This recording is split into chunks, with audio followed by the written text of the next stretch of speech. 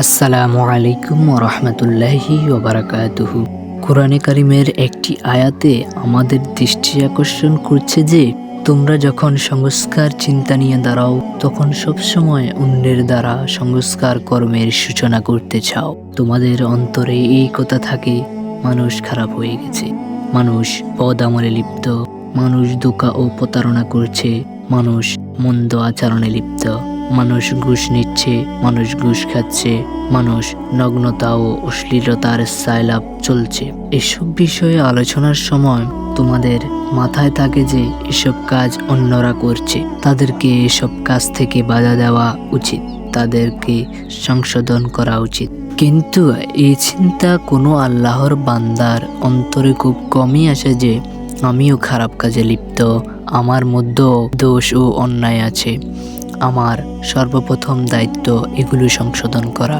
আমি অন্যদের দিকে পরে দৃষ্টি দেব, আগে নিজের উপর সমীক্ষা চালাবো, নিজেকে সংশোধনের চেষ্টা করব। প্রতিষ্ঠান যখন সংস্কারের কর্মসূচি নিয়ে দাঁড়ায় তখন ওই প্রতিষ্ঠানের পরিচালক এবং ওই সংগঠনের প্রতিষ্ঠাতাদের প্রত্যেকের মাথায় এই চিন্তা থাকে যে আমি জনসাধারণকে সংশোধন করব, কিন্তু আমি নিজেকে সংশোধন করব, নিজের দোষ ত্রুটির সংস্কার করব, তা খুব কম আল্লাহর বান্দার অন্তরে এসে থাকে। আমি যখন আমার দোষ ত্রুটির ব্যাপারে উদাসীন, নিজেদের খারাপ আমলের সংশোধনের চিন্তা আমার নেই, আমার নিজের আমল আল্লাহর সন্তুষ্টি মোতাবেক নয়, এমন তো অবস্থায় আমি যখন অন্যের সংশোধনের চিন্তায় মগ্ন হই, তার স্বাভাবিক ফল এই হয় যে আমার কথার মধ্যে কোনো প্রভাব ও ওজন সৃষ্টি হয় না, কোনো বরকত ও নূর থাকে না।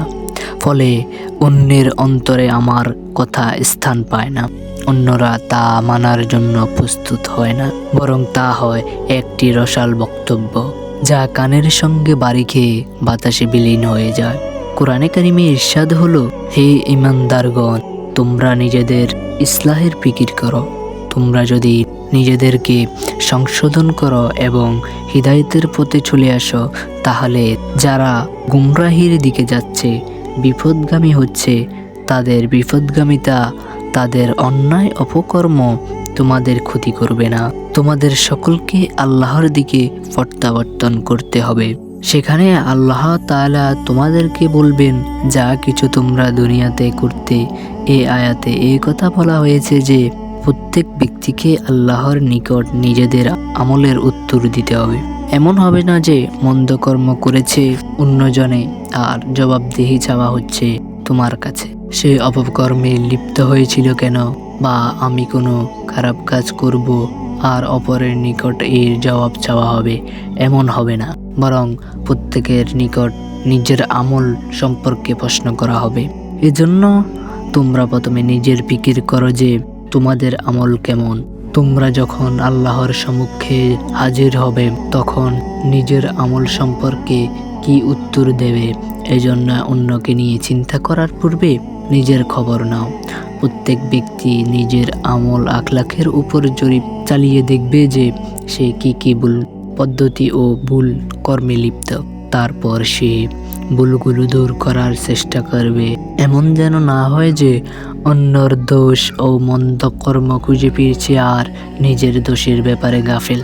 এক হাদিস শরীফে হুজুর সাল্লাল্লাহু আলাইহি ওয়াসাল্লাম ইরশাদ করেন, যে ব্যক্তি বলে যে সবাই ধ্বংস হয়ে গেছে, নষ্ট হয়ে গেছে, কারণ তাদের আমল খারাপ, আকীদা খারাপ, ইবাদত খারাপ, তাই তারা সকলে ধ্বংস হয়ে গেছে, তাহলে সবচেয়ে বেশি ধ্বংসপ্রাপ্ত ব্যক্তি সে নিজেই। সে অন্যদের দোষ বর্ণনা করে ঠিকই, কিন্তু নিজের অবস্থা সম্পর্কে গাফেল।